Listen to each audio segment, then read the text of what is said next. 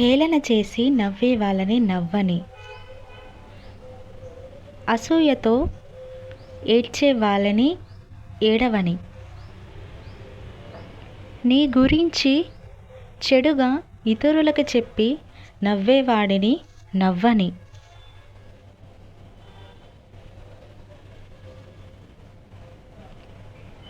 మాటలతో మనసు గాయం చేసేవారిని చెయ్యని,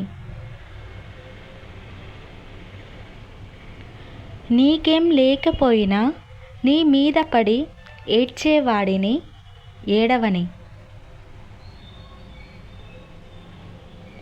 నిన్ను ద్వేషించేవారిని ద్వేషించని, నువ్వు మాత్రం కోపంతో చలించకు. ఎందుకంటే కాలం అన్నీ గమనిస్తూనే ఉంటుంది. మనసుని అదుపులో ఉంచుకొని చుట్టూ జరుగుతున్న సన్నివేశాలన్నీ మౌనంగా గమనిస్తూ ఉండు. ఎందుకంటే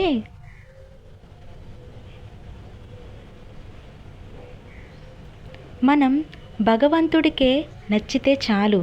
ఇతరుల కోసం కాదు నువ్వు జీవించేది, నీ కోసం నీవు జీవించు. భగవంతుడు అన్నీ చూస్తూనే ఉంటాడు.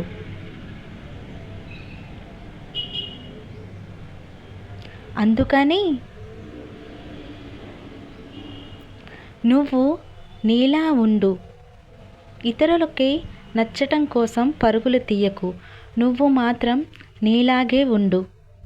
స్థితప్రజ్ఞాత స్థిరాస్తి అన్నాడు ఆ శ్రీకృష్ణ భగవానుడు. ఈ వీడియో కనుక మీకు నచ్చినట్లయితే లైక్ చేయండి, షేర్ చేయండి, కామెంట్ చేయండి.